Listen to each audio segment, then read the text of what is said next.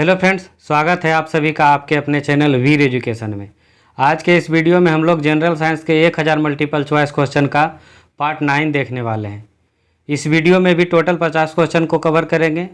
अगर आप इससे पहले का पार्ट नहीं देखे हैं तो आप डिस्क्रिप्शन बॉक्स में दिए गए लिंक से देख सकते हैं। साथ में आप ये सभी प्रश्नों का ऑनलाइन टेस्ट भी लगा सकते हैं बिल्कुल फ्री में। टेस्ट का लिंक भी इसी वीडियो के डिस्क्रिप्शन बॉक्स में दिया हुआ है, आप वहाँ से टेस्ट लगा सकते हैं। तो चलिए वीडियो शुरू करते हैं फर्स्ट क्वेश्चन से। फर्स्ट क्वेश्चन है हमारा, हरा थोथा या हरा कशिश किस रासायनिक पदार्थ का प्रचलित नाम है? ऑप्शन डी, फेरस सल्फेट का। हरा थोथा या हरा कशिश फेरस सल्फेट का प्रचलित नाम है। अगला प्रश्न, डॉल्फिन को किस में वर्गीकृत किया जाता है? ऑप्शन डी, स्तनी में।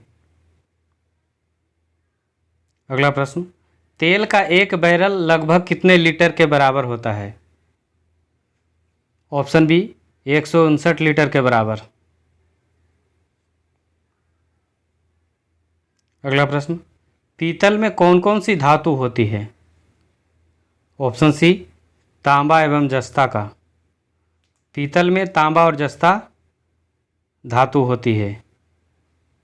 यह क्वेश्चन बहुत बार एग्जाम में पूछा जा चुका है, आप यहाँ पे देख सकते हैं। अगला प्रश्न, एडवर्ड जेनर निम्नलिखित में से किस रोग से जुड़े हैं? ऑप्शन सी, चेचक से।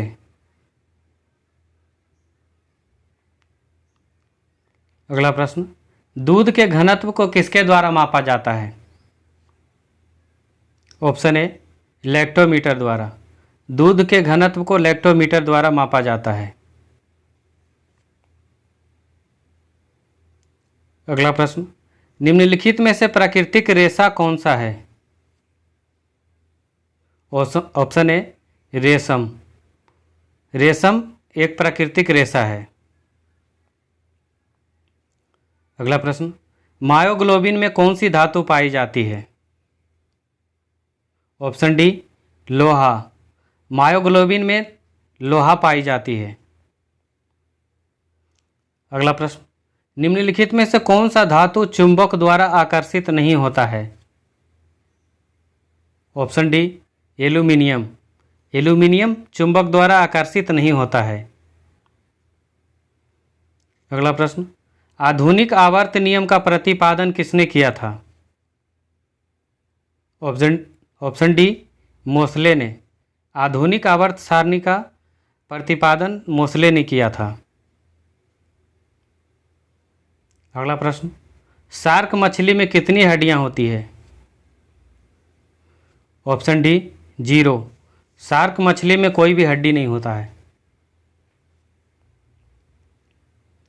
अगला प्रश्न, महासागर में डूबी हुई वस्तुओं को स्थिति जानने के लिए निम्न में से किस यंत्र का प्रयोग किया जाता है? ऑप्शन डी, सोनार का। महासागर में डूबी हुई वस्तुओं को स्थिति जानने के लिए सोनार का प्रयोग किया जाता है। अगला प्रश्न, कोयले की विभिन्न किस्मों में से किसमें कार्बन की प्रतिशत मात्रा सबसे अधिक होती है?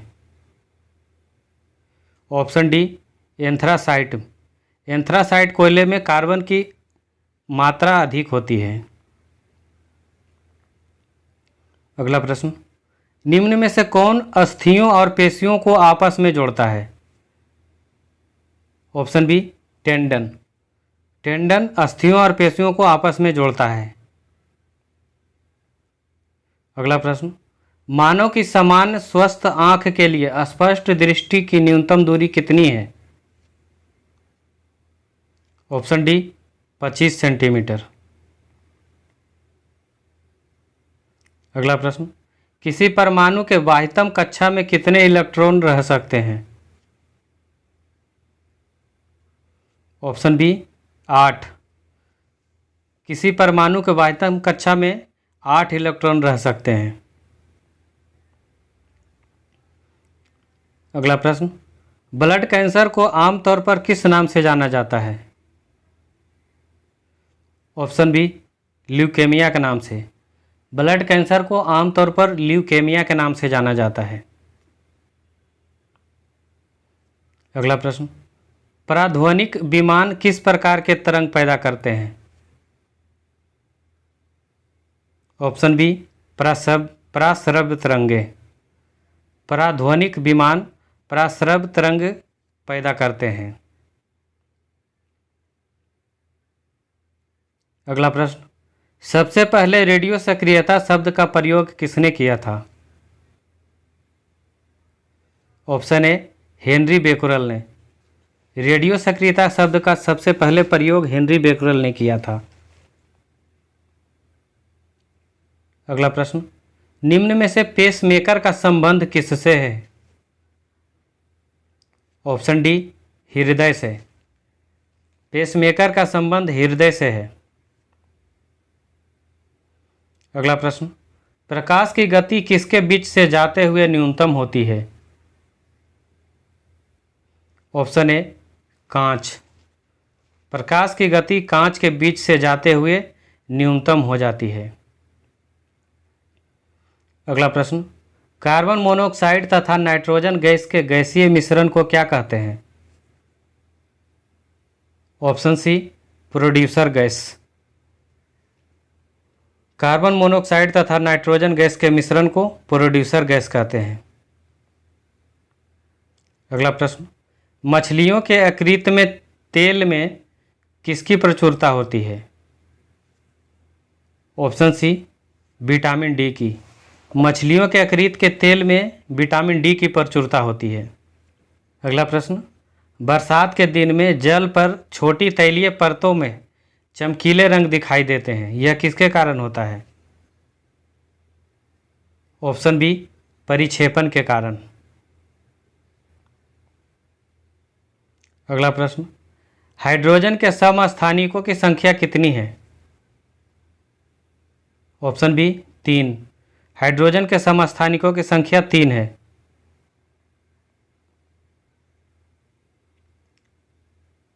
अगला प्रश्न, एंजाइम मूल रूप से क्या है?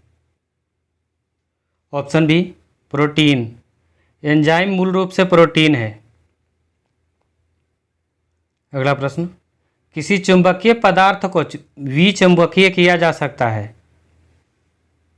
हथौड़े से पीटकर और गर्म कर।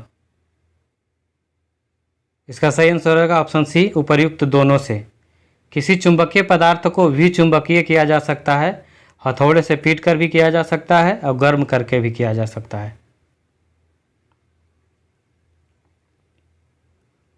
अगला प्रश्न, निम्नलिखित में से किस खनिज द्वारा लोहा प्राप्त किया जाता है? Option D, haematite. हेमेटाइट द्वारा लोहा प्राप्त किया जाता है। अगला प्रश्न, मस्तिष्क निम्न में से किसके लिए जिम्मेदार है? सोचने के लिए, हृदय गति के नियंत्रण के लिए, शरीर के संतुलन के लिए। ये सभी के लिए मस्तिष्क जिम्मेदार है, यानी इसका सही आंसर हो जाएगा ऑप्शन डी, उपर्युक्त तीनों के लिए। अगला प्रश्न, रेडियो सक्रिय पदार्थ कौन सी किरणें उत्सर्जित करता है? ऑप्शन डी, उपर्युक्त सभी। अल्फा किरणें, बीटा किरणें, गामा किरणें। ये तीनों किरणें उत्सर्जित करता है रेडियो सक्रिय पदार्थ। अगला प्रश्न, सागरीय खरपतवार किसका महत्वपूर्ण स्रोत है? ऑप्शन डी, आयोडीन का। अगला प्रश्न, इलेक्ट्रिक बल्ब में फिलामेंट किसका बना होता है? ऑप्शन ए, टंगस्टन का। अगला प्रश्न, विद्युत धारा का चुंबकीय प्रभाव सर्वप्रथम किसके द्वारा अवलोकित किया गया था? ऑप्शन बी, ओरेस्टेड द्वारा। अगला प्रश्न, मानव शरीर में वसा कहाँ जमा होती है? ऑप्शन बी, वसा ऊतक में। अगला प्रश्न, रोल गोल्ड निम्न में से किसका मिश्र धातु है? ऑप्शन बी, तांबा व एल्यूमिनियम का। रोल्ड गोल्ड तांबा व एल्यूमिनियम का मिश्र धातु है। अगला प्रश्न, भूकंप की तीव्रता किससे मापी जाती है? ऑप्शन डी, सिस्मोग्राफ से। भूकंप की तीव्रता सिस्मोग्राफ से मापी जाती है। अगला प्रश्न, निम्न में से कौन आयोडीन का सर्वोत्तम स्रोत है? ऑप्शन ए, शैवाल। आयोडीन का सर्वोत्तम स्रोत है शैवाल। अगला प्रश्न, निम्न में से कौन सी धातु उभयधर्मी ऑक्साइड बना सकता है? ऑप्शन सी, एल यानी एल्यूमिनियम। अगला प्रश्न, डायनेमो में ऊर्जा परिवर्तन होता है। ऑप्शन ए, यांत्रिक ऊर्जा से विद्युत ऊर्जा में। अगला प्रश्न, पालक के पत्तों में किसकी मात्रा सबसे अधिक होती है? ऑप्शन बी, आयरन की। पालक के पत्तों में आयरन की मात्रा सबसे अधिक होती है। अगला प्रश्न, हाइड्रोजन की खोज किसके द्वारा की गई थी? ऑप्शन बी, कैवेंडिश के द्वारा। अगला प्रश्न, परमाणु बम का सिद्धांत किस पर आधारित है? ऑप्शन बी, नाभिकीय विखंडन पर। परमाणु बम का सिद्धांत नाभिकीय विखंडन पर आधारित है। अगला प्रश्न, निम्नलिखित में से कौन सा खाद्य पदार्थ लोहे का सर्वोत्तम स्रोत है? ऑप्शन ए, सेब। सेब लोहे का सर्वोत्तम स्रोत है। अगला प्रश्न, प्रदूषण युक्त वायुमंडल को निम्नलिखित में से किसके द्वारा स्वच्छ किया जाता है? ऑप्शन ए, ऑक्सीजन के द्वारा। अगला प्रश्न, एक कृत्रिम उपग्रह में विद्युत ऊर्जा का स्रोत क्या है? ऑप्शन बी, सौर सेल। अगला प्रश्न, शरीर के किस अंग की खराबी से मधुमेह रोग का प्रकोप होता है? Option B, pancreas. पैंक्रियाज की खराबी से मधुमेह रोग का प्रकोप होता है।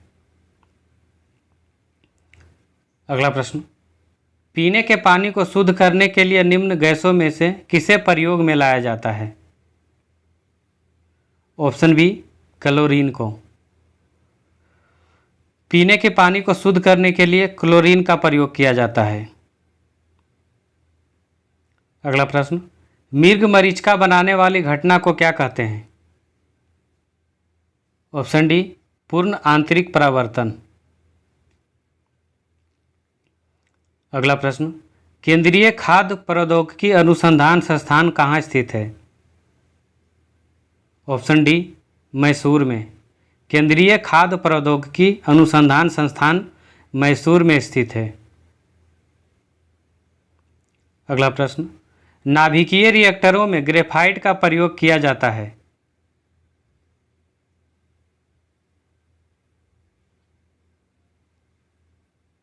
ऑप्शन सी, विमंदक के रूप में।